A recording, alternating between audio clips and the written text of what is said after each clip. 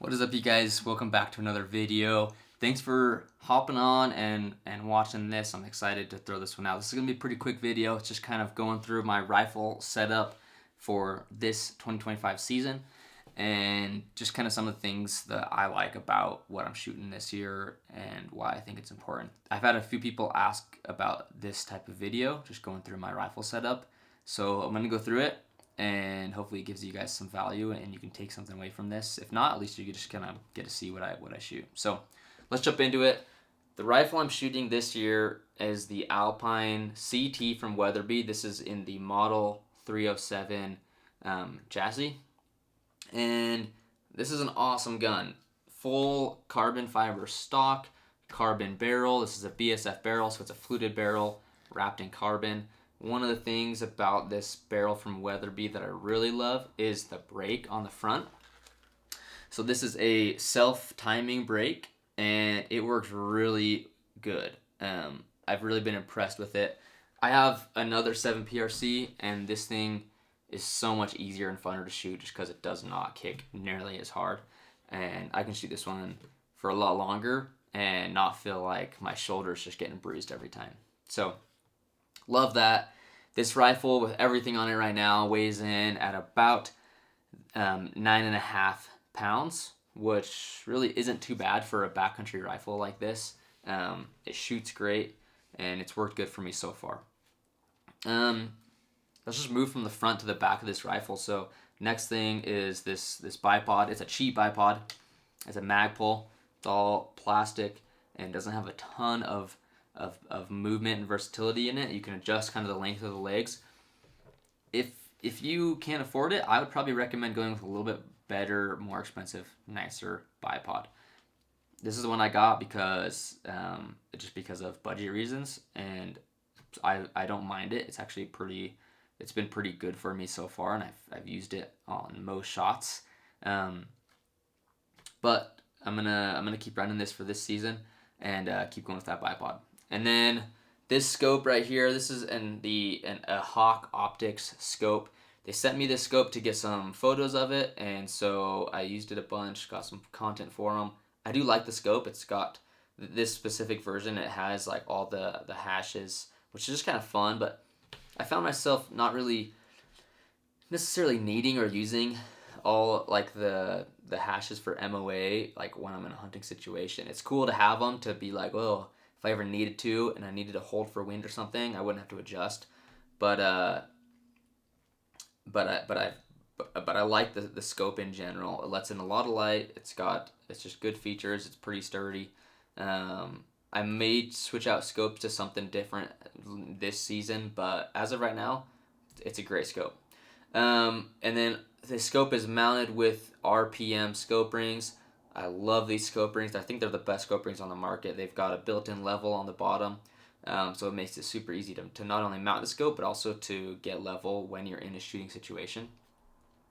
I actually do have a discount code with these. So if you use code CREATIVEHUNTER at checkout, all capitals, you can actually get a discount on any of the products over at RPM. And they're good dudes. They're really cool. They're from Arizona. If you use the discount code, not only do you support them by buying a product, you support me on the podcast and on YouTube, and you get a freaking awesome pair of scope rings. So check them out. Moving on down here, I have this little short action precision bullet holder right here. Now this is probably not something necessarily for most of these guns because it actually has a built-in magazine in this rifle.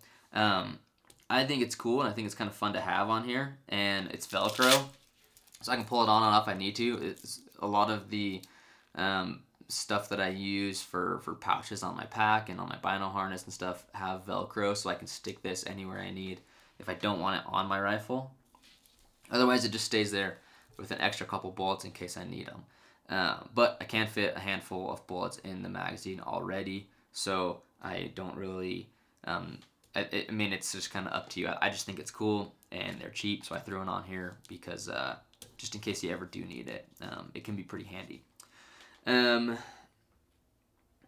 so that's pretty much most of it for the rifle. This stock is a Peak 44 stock, and I also have a discount code there. So if you're gonna buy a stock or the Teton tripod over there, use the code, save some money at Peak 44. I really like those guys over there at Weatherby and Peak 44. They're awesome, and this stock's really nice. This is a fairly light gun.